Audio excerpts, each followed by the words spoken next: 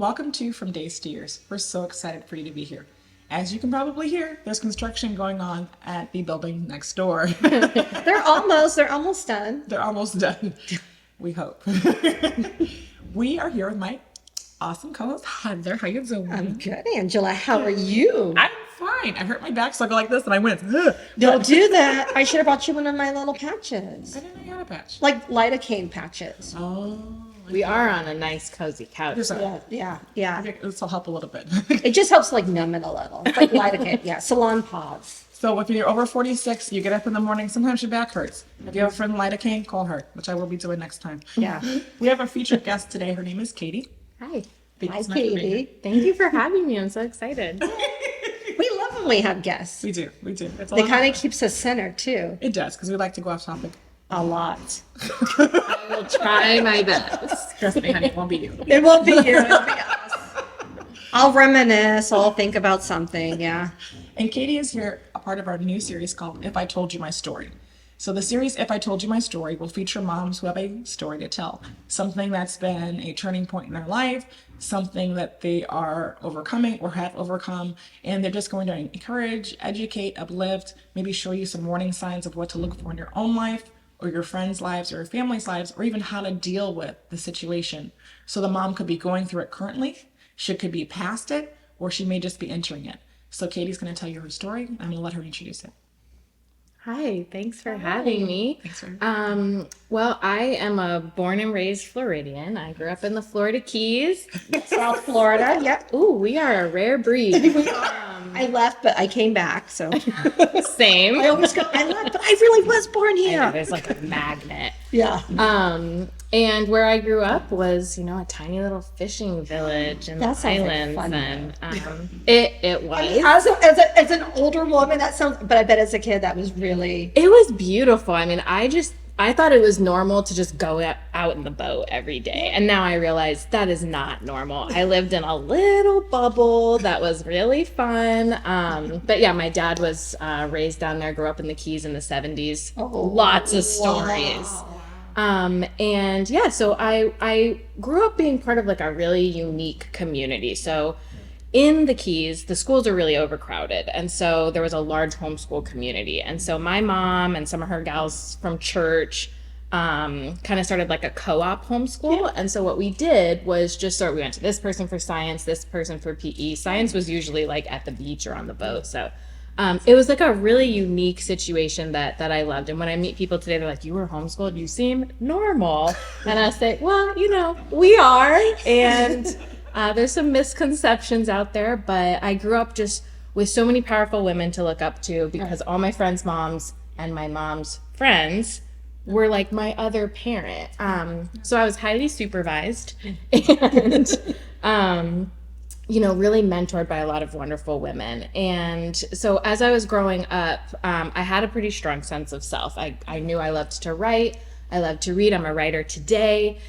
And, as I hit those teenage years, those turbulent years, I remember starting to kind of lose that sense, just that I didn't know who I was. There started to be a lot of comparison happening. And I grew up in the, late 90s, early 2000s, all the teen queens, the Britney Spears and the Christinas. And it was all about, it's interesting. I studied media in college, and it was all about pitting women against each other, right? Who was the number one, and a lot about, certain body types and certain behaviors that were appropriate. And I just didn't really feel like I fit that mold. I was, wow, you look just like Madison.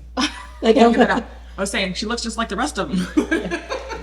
inside, and you didn't feel it. I didn't feel that. I always just felt a little less than, and And this is her older. And she still looks fantastic. But anyway, go ahead. oh, thank you. I like to think I fixed the inside, and so now it shows a little differently on the outside.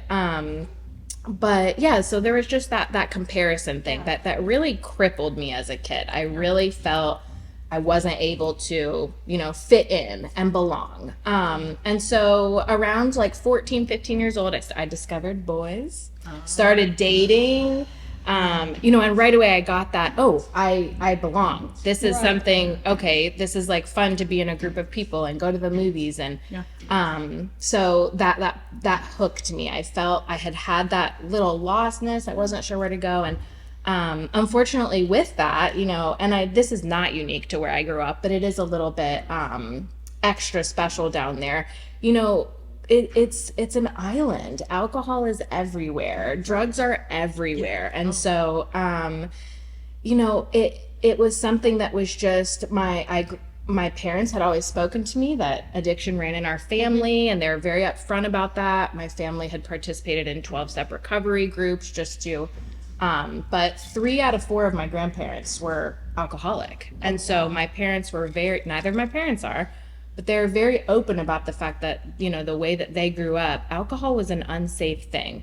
And yet I saw people using alcohol all the time. So, naturally that teenage experimentation happened, and I quickly saw, but I didn't know what to do with it, that when I drank, I had a different reaction than other people. So my friends would be able to have a couple drinks and they would, get silly and fun.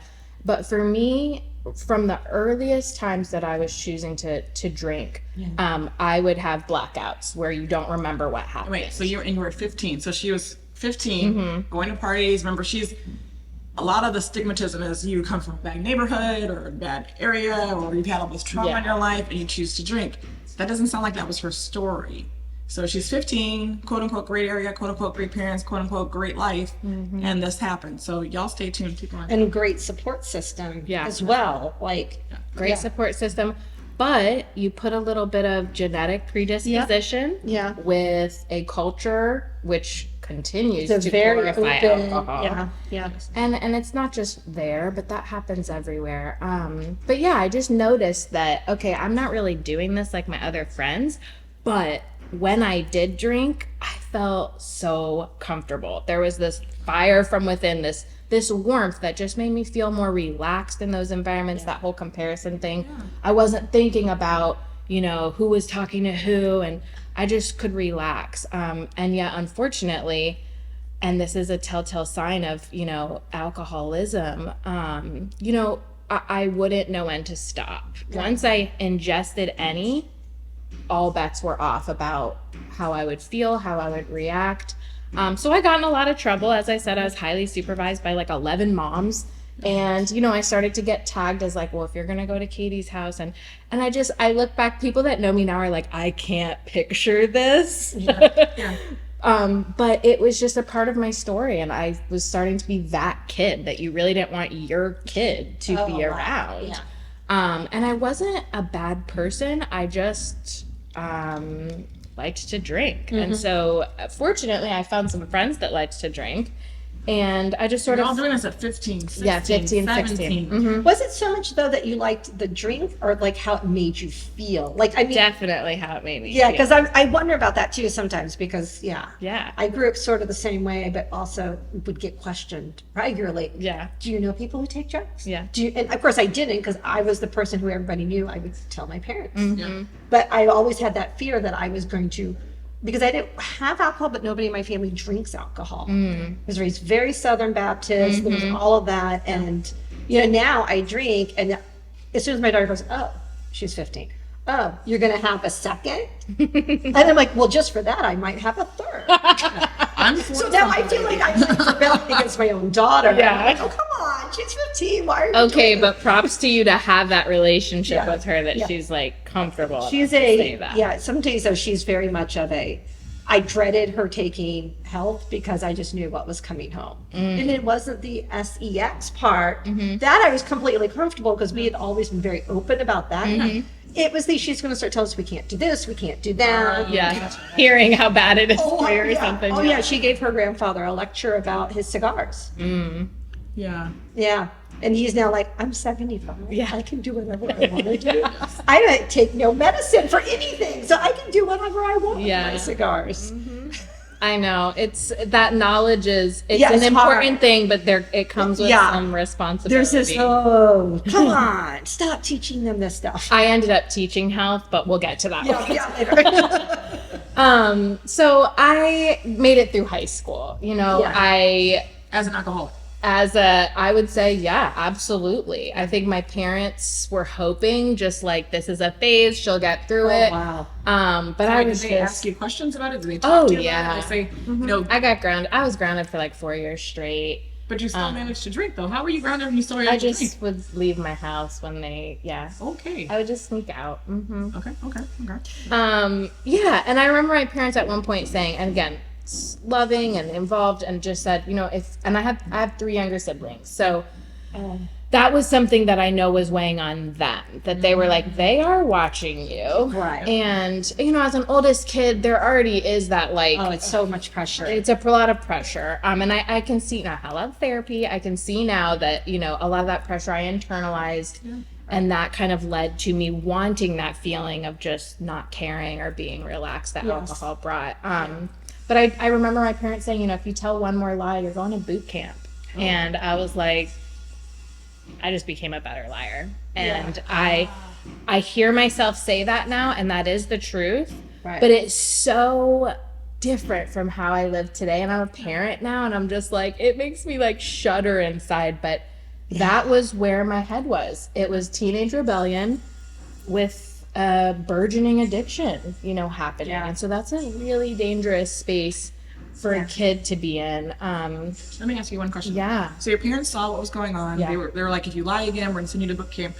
That was after many other attempts episodes to figure it out. Yeah. If a parent now sees this happening in their house, what can they say as opposed to we're gonna send you to boot camp and the kid all becomes a better liar, like you said? What can they do when they start seeing this behavior manifest itself over and over again? I would say, what should they do now?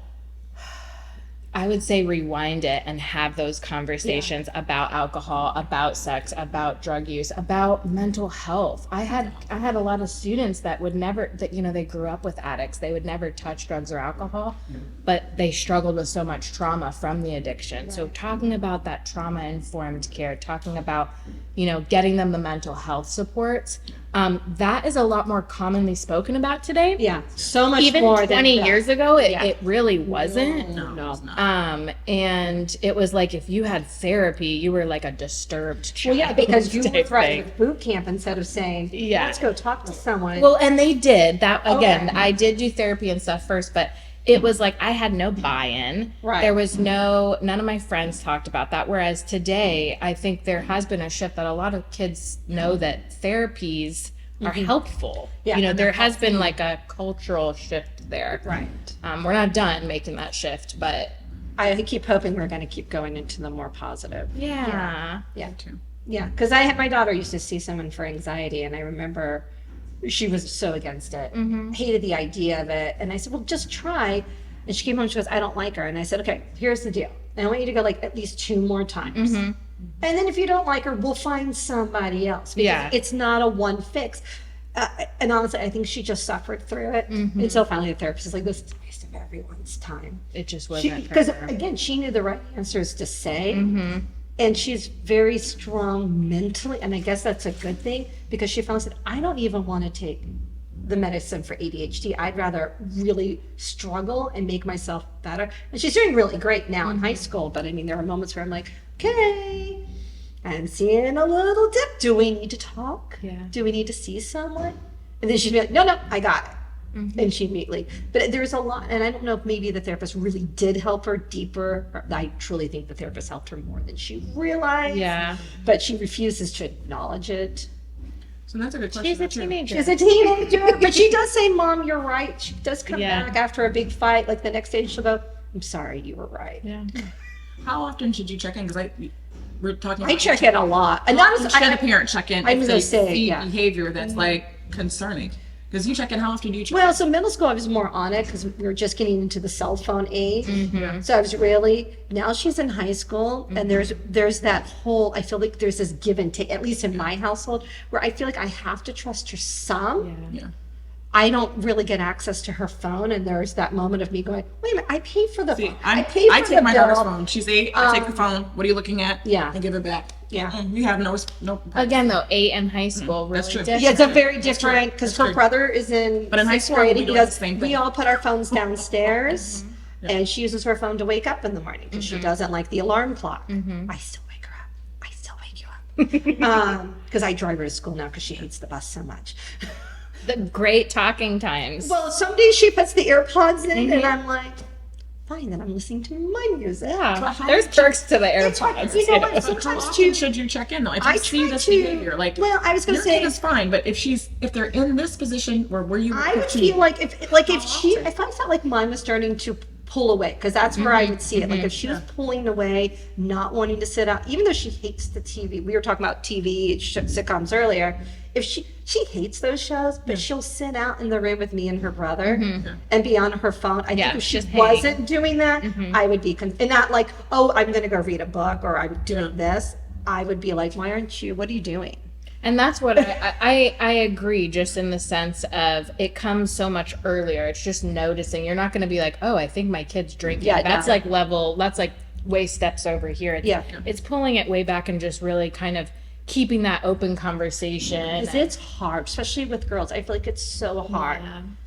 I know my mom is literally at my house right now with my baby boy, and she's like my bestie. She knows everything. She knows exactly. She's heard me tell this story multiple times. But yeah, around 21, 22, I had to be like, Mom, I'm sorry, you were right, you know? And, you know, we had some hard years. We really did. But yeah, so just early and often. That's what I say. And when they're not acting like, sorry, and I keep cutting up, but like, when they're like acting out of the norm, not, you know, like withdrawing. I think that's what I get to is when my daughter's withdrawing. I'm like, what's going on? Well, and just you're just sensing what the teenage inner world, okay, is so fascinating. Am I allowed to like recommend something to read or look at? Yes, please. Okay, anybody like Dr. Becky on Instagram? She's a child psychotherapist, and she gives such amazing little like bite-sized pieces. I need to look. She's so good. Dr. Becky Kennedy. She has a podcast as well. But yeah, it's just those early and often discussions, I think, and it's connection based, you know. And again, my mom and dad were doing those things correctly. right? But you know, sometimes I do believe that that you do everything you can, and there's a struggle there. So then you just pull the kid and say, that's it. We've tried talking to you. We've tried reasoning with you. We've tried connecting with you. We see that you've experienced some changes. We don't know what's happened. But now we think you have a problem with addiction. Do you take them at that point and just say, you're going to the camp? That's what they call it in Georgia. You're going to camp. the camp. You're going to camp. You're going to camp. The camp means your behind's going away for a couple months to get the help that you need. You just pull them automatically and just say, I can't trust you and respect you anymore. Some people do. I had friends that happened to, and then in my career later on, I worked at some of those camps and worked with those kids. Some of them, absolutely. But I think with my parents, again, with 3 younger kids, we're just like, let's get to 18, just gonna go to school. I know that my mom was terrified. Lots of prayer behind the scenes. She says now, if she was sitting on this couch, she would just say, I had to just pray and let you go. Because your family came from a Christian household. My mom is deeply spiritual, yes. And is a Christian, yes. My dad, no. But but that was a huge part of my upbringing. So I went off to school, and I was like, okay, I'm free. I don't have to do those things. Your mom's. I know. And now I'm a mom. And she's so so brave. Your mom is brave too. She is. She's my hero. Anyways, yeah. So, I spent about 2 years in college just doing my thing, and without, the bars of like being in my home and like the boundaries my parents would set. I am actually really grateful because I think that my drinking progressed so quickly that like I had enough of a base to say, this is not okay. At 19, you said, okay, I'm not okay. At 19, I didn't blacked out so many times, been in situations that we're not going to talk about here, but there were some things that happened that were just crazy. Right. Just dangerous, putting myself in dangerous situations. But again, I'm grateful for that today. First of all, I was protected, and I do, I love this saying that I've read that just said your grandmother's prayers are still protecting you. And your mother's prayers are still protecting. And I truly believe that, I was spared from anything, life, the things you can't come back from. Right. I was spared from that. And yet it was still not pretty. There were some dark times. They were more internally dark. I wasn't, I didn't have a legal issue. I didn't have any, anything like that. But in recovery circles, people would call that like a high bottom. You didn't have a low bottom. You had a high bottom because, you had access to health care and you had good parents that still checked in on you and you were still in school, kind of. Yeah. And I had what they call a high bottom, whereas some of my friends that I've met that have recovered from alcohol and drug addiction spent their whole lives in institutions. Yeah. And yet they also have recovered. So that, my overarching message is that recovery is possible for absolutely everyone. But addiction is also possible for many, many people. And so, at 19, I was pretty fed up with it. I had that base, and this is what I'll tell you, because I sense that you're like, what can I do to keep having these conversations? No teenagers yet. Whereas Heather, you're kind of like already into the teenage I world. thought it was going to be much harder than it is because she started at 6. Yeah. Being that difficult at all. But your daughter does not have an addiction. She does not have an addiction, no. Let's just say that. No, she does not And have neither an does her addiction. son. No, neither does my son. But we want. But I anyone worry who's- because I see it happen and you read about it and you see it on the news and it's like one of those things where I'm like, I just need to get you, like, you're get to 18 and then I can cut the strings, but will I really cut the strings? And all that work you're doing pre-18 is if there is an issue, because good kids have issues. Good kids have You're issues. a great kid. If I was, Yeah. yeah. And if there is, or when there is, you have built that foundation that kept me, that made me at 19 say, I'm good. Like, I'm done with this. This is not who I want to be. This is not how I want to live. Right. Whereas if I didn't have that, Who knows? who knows? Yeah. So Because I also want my kids to feel like they can come to me no matter what. yes. And I say that to them all the time. I don't care how badly you've messed up. Come to me for help before it gets to the point where I can't help you. Right. Because there is a point where all I can do is say, I love you, but I can't. There's the point. Some parents just have to say, Yeah. we've loved you as much as we can. We've tried to get you help. We've done. Yeah. We just have to let you go. And as a parent, I think that would kill me. I know. But there's some parents that they just have to do that because they can't do anything else. And I think part of your success, I could be wrong, is that you yourself said, okay, I have a problem and I need to stop. And at 19, is that when you went, or is that, but there were some steps after that. Yeah, too, that I you started had- realizing at 19. Yes, and I had that sense of self to say, this isn't me because of how I was raised, so even though I had gone way off track, it still mattered, and I still was absolutely influenced and had that foundation to return to. So what happened next? So at 19, I thought I need to fix myself, but this felt really scary. Right. So I said, I'm going to fix the world. And so I decided to raise a bunch of money. I joined a missions school and I moved to San Francisco to work with homeless youth. And I thought, okay, again, lots of problems here. Let me help others. And our world rewards that. It's not you like changed your life. Yay, go you. You're such a good person. And I just wanted I wanted you, the world, to just know I wanted to be that good girl again. I wanted to be that good kid. I wanted to make my parents proud. So I did. And I worked in San Francisco, Thailand, and Vietnam with kids and youth and young adults exiting the sex industry. So human trafficking, yes. And again, for a little girl raised in the islands of Florida, such a shift. I realized how privileged I was, how blessed I had been, how lucky that I had not ended up where some of my, the folks I worked with had. And so then that was about 8 months long. I came back definitely changed. It was a Christian-based program. So I felt very spiritually connected when I came back.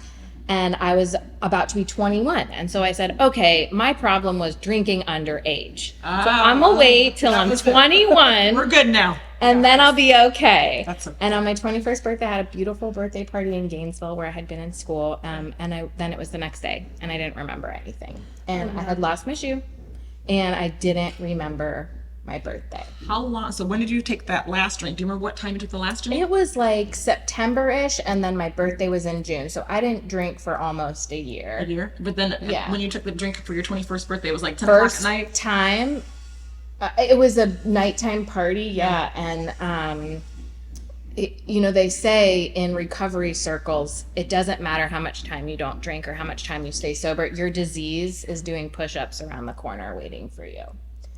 And I had never, again, I was like, I waited, I quit. I'm going to be 21 now. Again, this is 21-year-old logic. But, and then I realized, okay, this is a real problem. I still didn't quit drinking for 4 years. So, how long were you passed out?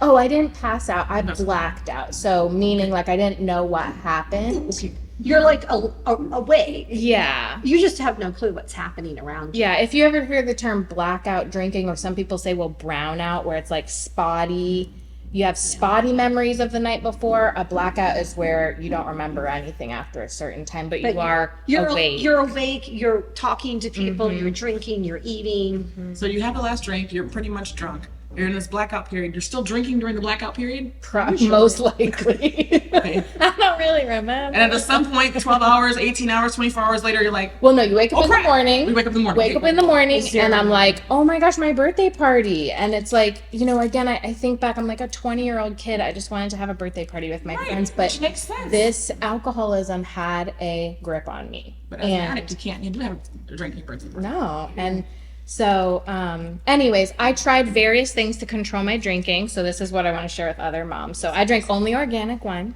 Oh. And then I said, well, it must be just like liquor is bad. So I'll drink beer. Yeah. Nope, still had problems with that.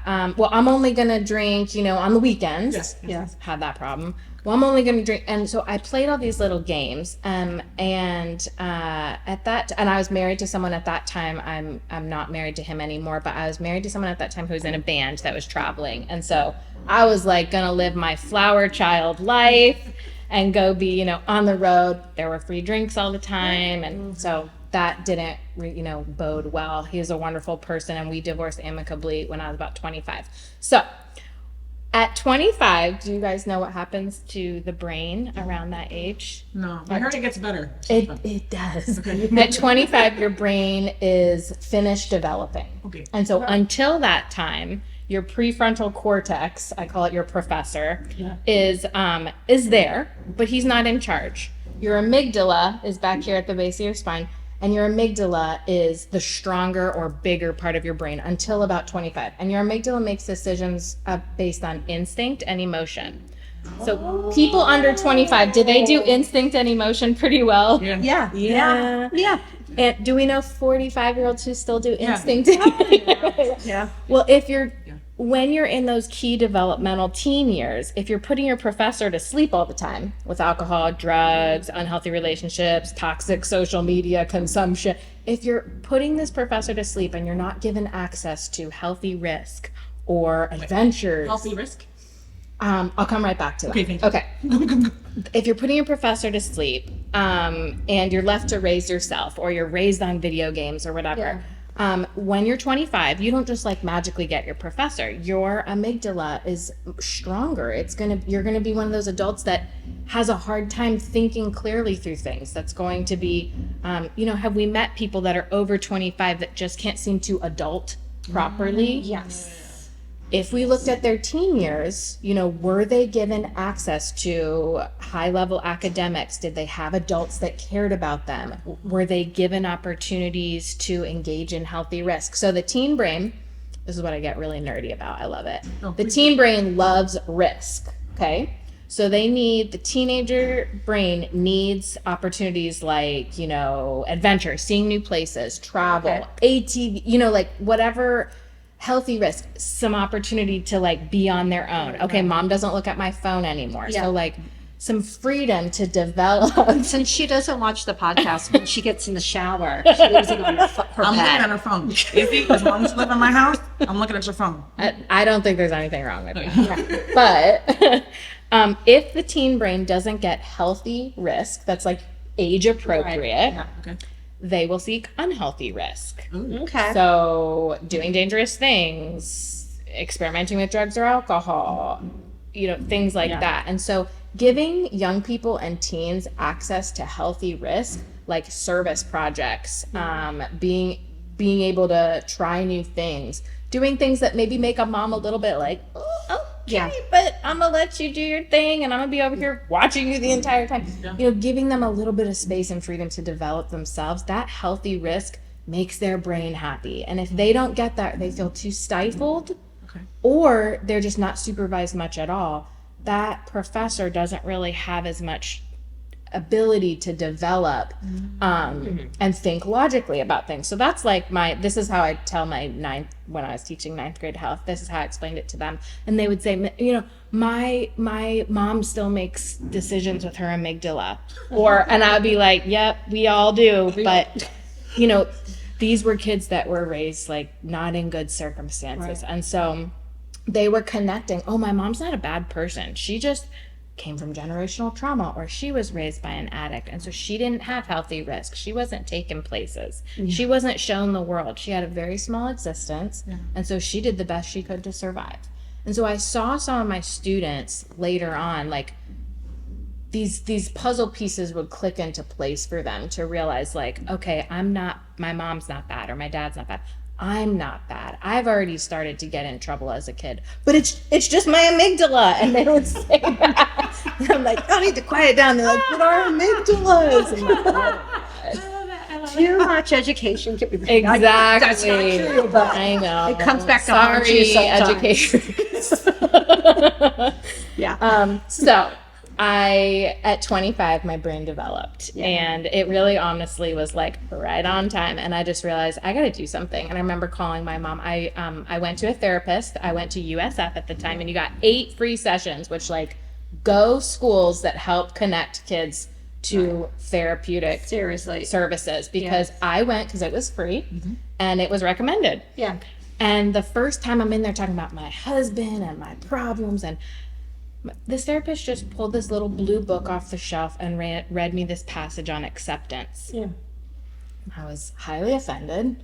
And I said, you're not listening to me. I don't need to accept anything. And he said, have you ever thought about going to a meeting of 12-step recovery? And I said, no, I'm not my grandpa. I'm not my I don't act like that.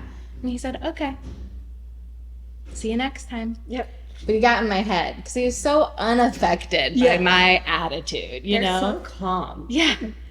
He was just such a pro, and he was just like, all right, see you next time. And, but he got in my head. And again, I had been exposed to people in my family talked about addiction, talked about ability to recover. And so one day I went to a women's meeting, and I sat around a table in my little small town. I was terrified I would know someone. I worked in the school system at the time, and I thought I was wearing this big A, addict or alcoholic.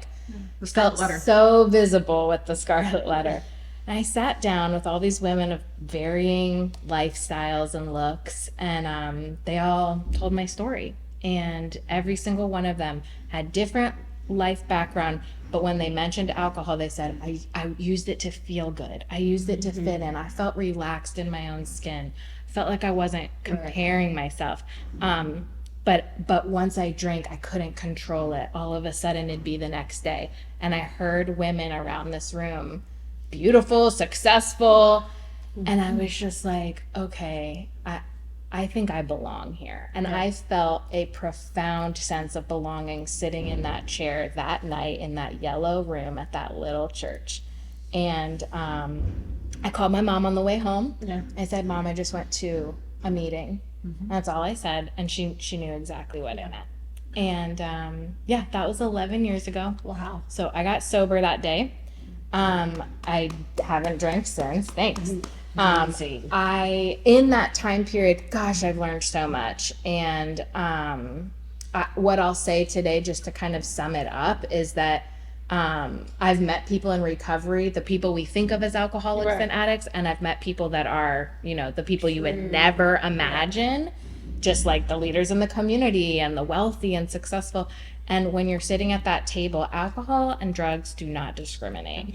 And, the only solution that I have personally seen is a spiritual solution to overcome a physical problem. So that's what I learned. And I've been on a self-love, self-care, searching for God journey since that time. And now I'm 11 years in, and it honestly, today I have the exact thing I always wanted. And it's not, I'm married to an amazing man. We have a beautiful son. I'm able to, be home with him and take care of him. So I have all the stuff on the outside and it all looks real good. Yeah. But when I'm not feeling good on the inside, I have done that work and I continue to do that work because some days I'm like, I know nothing. I have that space to return to on the inside. I have hope. I have a sense of self. I know who I am. I'm confident. I love others. I love myself. And those were hard won. Right. That was harder to win than the guy and the house and the baby. Yeah. And the career that I care so much about. But the inner work is really what recovery has given me. And I'm just doing that one day at a time. Yeah. That is wonderful. I'm trying not to cry. So Katie and I spoke, was it 2 or 3 months ago? Mm-hmm. A while ago. And it was supposed to be because before we have anybody on the show, I like to meet the person and make sure they're going to be a good fit and they actually have a story to tell, if it's the series or if it's a working mom series, and also that they fit in with our team, because I have an amazing team, which I love. My mom's my girl. Yeah, I approached you guys in the library. I was like, they have good energy. I need to go can I be on your podcast? And we love those. But when she was telling me her story the first time I heard it, and I was like trying to choke back tears in the library, but it was, even now, it's empowering, and it's a story of hope and redemption. And one of the things she said is, I'm an addict still. I'm like, but you're not, you don't drink. But she's like, but I still am. Yeah. So one of the things that I learned many things. So I talked to Katie the first time, and I'm learning many things again. And one of the things that you said was you've worked on yourself or worked with yourself and got to know yourself, where most people don't. Yeah. We consider to say, oh, this is like you did when you're 19. This is a problem, but it's something else over here. Mm-hmm. The problem isn't in here, and I'm not going to address it. I'm just going to keep going. I'm going to go save the world or volunteer more or do whatever else. But that's one of the things that I found when I had this conversation with you that I had never heard before.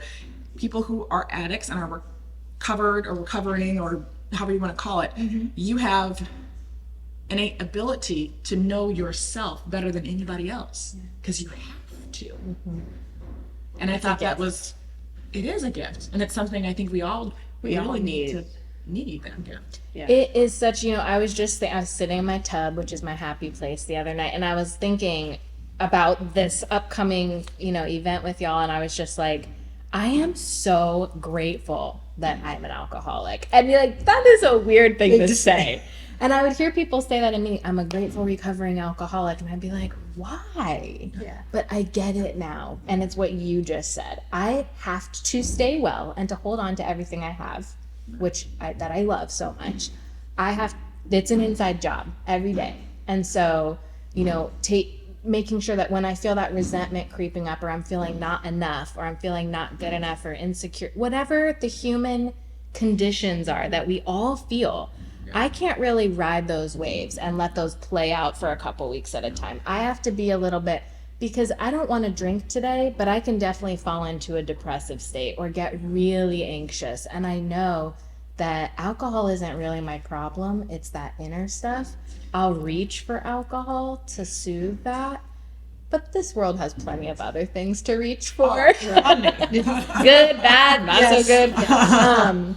And so, yeah, you're exactly right, and thank you for reminding me that, because it is a gift. And I do know myself, and I will just say, like, that is something I'm so passionate about. And every time when my friends are becoming moms now, and I'm the only alcoholic out of my close friend group, and I'll always just say, what are you learning about you in here? What do you want? Because in order for us to be good moms, good partners, good community members, all the things that we want and that society, expects of us, there has to be this community here.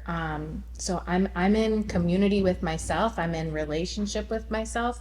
And then I'm in relationship with my God and my spiritual community. And then I have my girlfriends that really keep me grounded and will tell me that I'm off base when I'm off base. Right. And then I have my life that the outside world sees, and so I'm just grateful for that. And I love that. So we always talk about support systems and have a village, and she defined it Like the most amazing way. Yes. the layers of village. It's not just you have a village, but the layers of village and what you need at each level to make yourself whole and complete and fulfilled and successful, so that you don't reach back to, because there are things in each of our lives that we depend on to make us feel good. Like I overcommit.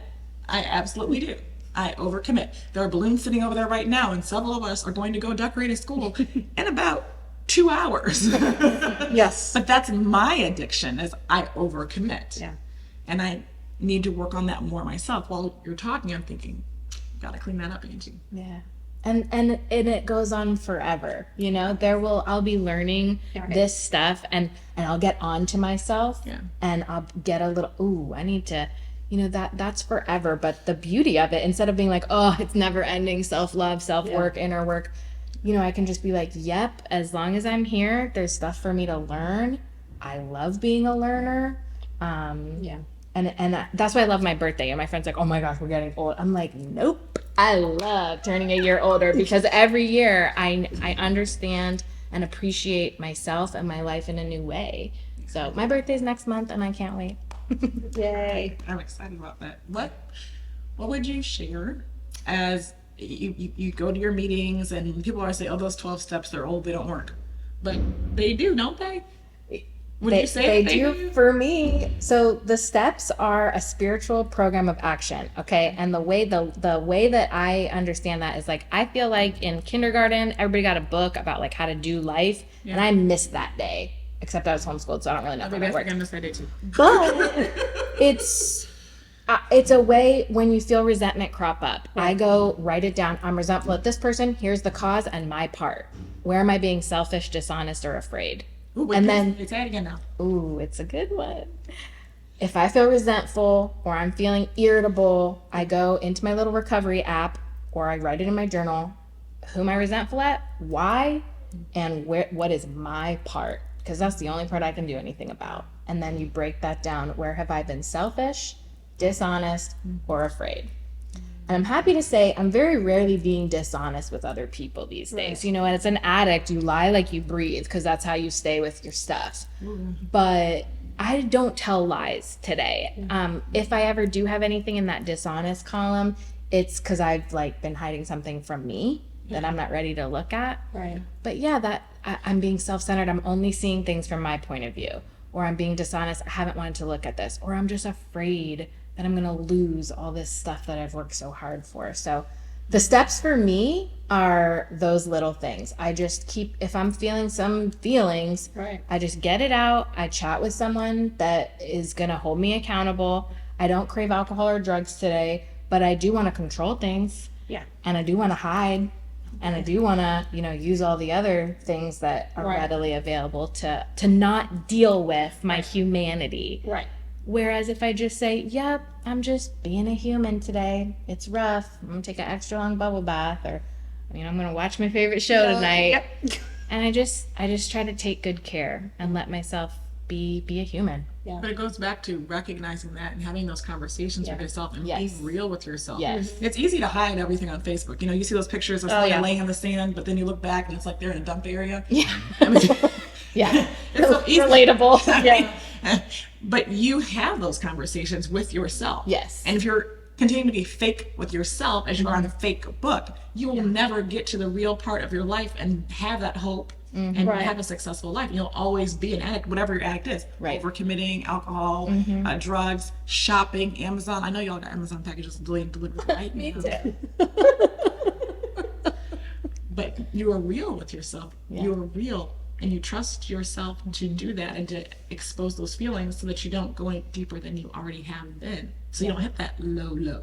And I was modeled that by women who showed me, sober women who showed me how to be safe and how to be real. I didn't know how.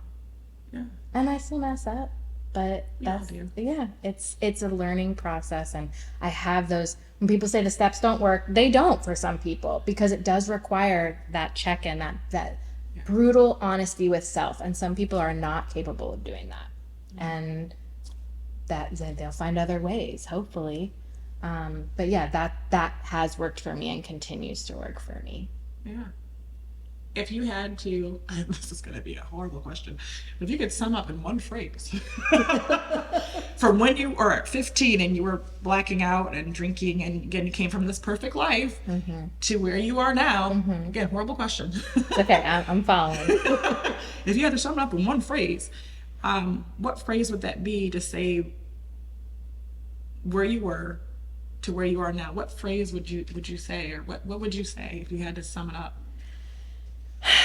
Focus on love. I think I was created from love. I think I was put here to love. I think that I tried to skip the step of loving myself and jump right to loving you guys so that I looked like a good person, and focus on love. So show up to my spiritual practice and let myself experience love, and then I can extend it to myself, and then I really can extend it in a true way to other people. I love that. Focus on love. So when you have your kids, which all of us in this room do, and whether they're 8 years old or 15, almost 15, or have a little tiny person who might be 2 or 3 toddling around, make sure you're focusing on love. When you have those conversations and you're freaked out because you think your kid might have some kind of addiction, or there's some anxiety or depression that's going on in their life, focus on love so that they can learn to focus on love. So when those things do come up, you have that open communication and y'all can work through it together. Ooh, and I learned this from Dr. Becky. Go follow her. Yes, follow that. Her program is called Good Inside. And so her whole thing is we can't act good on the outside till we know we're good on the inside. And so telling those kids in a tantrum, caught in a lie, rebelling, you know what? I still believe you're good inside. I love you. You are good. This behavior we need to address, but you are good and I need you to know that. And so here's how I'm going to lead you in that. I like that. So then, because then if we know we're good, then we're not struggling to fix all the stuff on the outside. So I love that. focus on love and you're good inside. You're good inside. We're definitely going to have Katie back maybe at another time and talk some more things, because I know there's so much more we can unpack, and especially trying to get mom's advice on There's so much. this topic, because I know there's So much. Just raising kids and knowing how to talk to them. I think that's hard for parents, because our parents maybe didn't know how to talk to us, and it's not something you learn. It's trial and error. And you could have multiple kids and they're all different. Yes. You have to approach them all differently. And I'm just learning, and I still mess up all the time. Say the wrong thing at the wrong time. I apologize. But you land on that couch with those sitcoms. I do. And it that's is- hard. it's a Talk about foundation. love language. I mean, that is for him and I. That's where he's just will ask me random questions, and I'm like, in the back, where is this coming from? What triggered this question? And I'm like, you know what? Focus on the here and now. Don't worry about what's going on at school. But yeah, Love that. yeah, it's hard. It's the hardest thing. But I think we've spent so much time together, the four of us, through COVID and being at home and moving across country, that, we really are, the four of us are just like a team, and we don't do well when the four of us aren't together. I do have one question. One more question. Just one. Just one. If there's a parent who doesn't have a great relationship like Heather does with her kids, or like I do with Izzy, my husband has a good relationship with Izzy. I know I'm not wearing my wedding ring because I've been blowing up balloons and they pop, okay? So I'm still married. We haven't gotten divorced. He hasn't thrown me out. I never have my rings on. I always have to go find them. I'm still married. If they don't have a great relationship, how can they? Is it too late at 14 or 15 I don't think to it create is. a relationship with your child so that you can talk? Especially this stuff could happen. So how do they go about starting? I hope not, because I think that would be so scary as a parent. Yeah. I would say less. Don't, Yeah. honey, I've been, let's sit down, tell me what's going on. I would say less, look in the mirror. What have you been modeling about, truth telling and humanity and caring for the self? And just don't talk to them yet. Take a look at you, check in what you've been showing them with your actions. Take care of yourself a little bit. Let yourself off the hook. Be nice to you. Start here. And then, first of all, they're going to notice that. Teenagers are lie detectors, okay? And that doesn't just mean you're lying, but they sense an agenda. They sense a fakeness. They sense hypocrisy. Oh, yeah. So say less and work on you, and then allow a time to show up. And if you want to approach them, of course, they're your kid. Like, you should be approaching them, but often. So if you miss the early and often, and you feel like it's like too late, you can still do, it's not. Okay. Like, it's still very early in their life. It's still very early in your parenting career. If you got a 12-year-old, you're only 12 years old as a parent. 12-year-olds are kind of dumb sometimes. She did. 12-year-olds are self-centered and moody, and so you are a self-centered, moody parent sometimes, and that is okay. Wow, that's awesome. Sorry. Okay, someone told me that when I was 3 years sober, and I was like, oh, but I feel like I've been sober so, and they're like, honey, what does a 3-year-old act like? And I was like, oh, bratty, moody, tantrums. They're like, yeah, you're gonna experience that as a 3-year sober person, so apply it to parenthood. I'm only an 8-year-old parent. Yeah, you're only 8. See, like, it's all fine. She's 8, you're 8, so maybe your inner 8-year-old can go meet your 8-year-old and have fun. Okay, we need to do that. Gonna cry again. Go get her out of school. She's gonna help us decorate. I am also a fan of just playing hooky. Like, yeah, go do something fun. Yeah. Healthy risk. Once a quarter. I love I it. let them take a day off. Yeah. And we just have lunch. Yeah. Yeah. We did that. It has to be a good day, like not a test day. But Yeah. No test that. No. It's they have so much going on. And we all take mental health days. Why shouldn't they? 100%. I mean, even when you show up at work, some days you're in the just gonna coast today. Yeah. Avoid the boss, avoid talking to people. But why can't they do that in school too? Yeah. I agree. Yeah. Totally. I agree. Yeah. Anything else you would like to share or would like people to know before we sign off? Just it's never too late. I've seen, people have 50 years of sobriety. I've seen people who are 80 get sober. It's never too late to either address something going on in your life or simply approach the people in your life and, reconnect with that from that love space, from that connection space. There's always time. Yeah. I love it. And thank you so much, Katie, for being here. Yes. Thank you. Thank you for having me. Yeah. It's been wonderful. Yeah. And of course, Heather. Angela. So you've been watching From Days to Years. This is our new series called If I Tell You My Story. And this is a story about alcoholism. Katie started at 15 and she is 11 years sober, baby. All right. Yay. And she has so much insight. When she develops a blog or a book, she'll let us know. So Yes. we can come In out the with it. works. Okay. Yes. Make sure you guys are going to our social media accounts, which are Yeah, I said this to me. Facebook, Instagram, TikTok, and YouTube. I remembered YouTube. I always forget. I need to. And go to our website fromdaystoyears.com, which we're going to be revamping that this summer to make it more user friendly. And also share. If you like your stories, please do. If you like the stories, if you have ideas, if you want to be a blogger on our site, reach out to us at fromdaystoyears.com and we'll see you next time. Thank you for joining us. Bye. Bye.